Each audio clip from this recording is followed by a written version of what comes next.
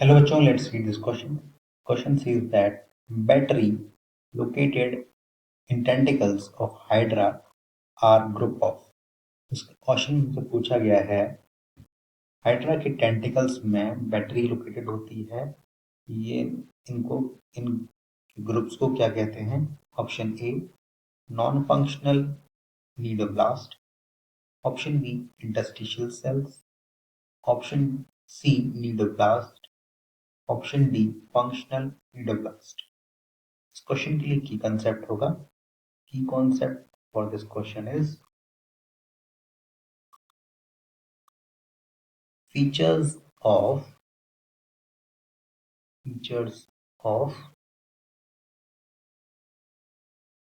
Cnidarian, features of cnidarian. तो cnidarians phylum है जो कि प्लांट किंगडम के अंदर आता है। तो इन निडेरियंस में जो एक स्पेशल फीचर होता है वो होता है इनकी नीडोब्लास्ट सेल्स, इसीलिए इन्हें क्या बोलते हैं? निडेरियंस। तो हाइड्रा एक निडेरियंस है, हाइड्रा एक निडेरियन है। इसके अंदर क्या होते हैं? नीडोब्लास्ट सेल होते हैं, इन्हीं को बोलते हैं नीडोब्लास्ट सेल। नीडोब्लास्ट सेल ये यूज करते हैं फॉर डिफेंस और ऑफेंस मैकेनिज्म के लिए, या फिर अपने प्रे को कैप्चर करने के लिए नीडोब्लास्ट सेल का यूज करते हैं। इसका स्ट्रक्चर कुछ इस तरह से होगा। तो स्ट्रक्चर अगर हम देखें तो ये अनचार्ज्ड फॉर्म में कुछ इस तरह से होंगे। जैसे ये कैविटी होती है जिसके अंदर नीडोब्लास्ट सेल होते हैं। नीडोब्लास्ट ये अभी अनचार्ज फॉर्म में होंगे। अनचार्ज्ड तरह से इसमें अरेंज होता है। जैसे अरेंज होगा इसमें थ्रेड होते हैं, तरह से इसमें थ्रेड ये कुछ इस तरह से,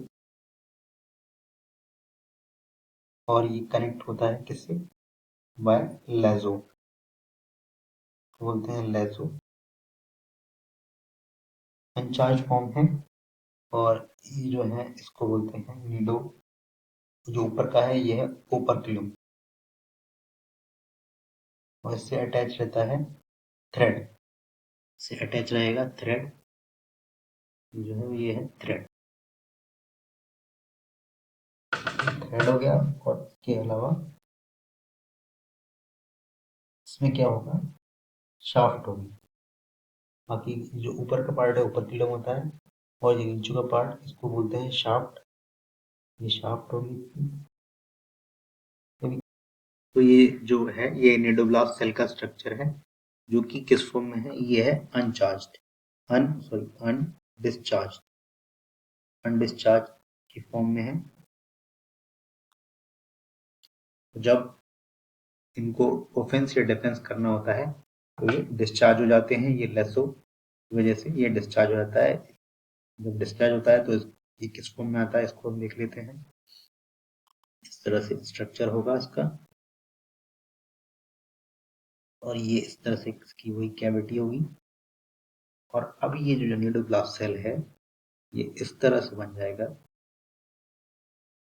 अंदर इस तरह स्पाइन्स होते हैं और ये जो थ्रेड था ये पूरा ओपन हो जाएगा, ये बाहर आ जाएगा इस तरह से। ये थ्रेड बाहर आ जाएगा और ये शाफ्ट भी इसकी बाहर आ जाएगी। ये थ्रेड इसका इस तरह से बाहर आया, ये शाफ्ट। तो ये किसकी वजह से हुआ? ये जो लेसो है ये डिस्चार्ज हो गया, इस तरह से ये डिस्चार्ज हो गया और ये थ्रेड बाहर आ गया। और जो थ्रेड और शाफ्ट यही क्या है? यही शो करते हैं नीडोब्लास्ट सेल। और ये तो क्या था? ये ओपर्क्यूलम था, ओपर्क्यूलम। और इस पर क्या होते हैं? स्पाइन्स प्रेजेंट होते हैं इस तरह से। ये क्या है? स्पाइन्स। तो हमने देखा जो न्यूक्लियोब्लास्ट सेल हैं ये फंक्शनल होती हैं कब, जब इनको ऑफेंस या डिफेंस करना होता है।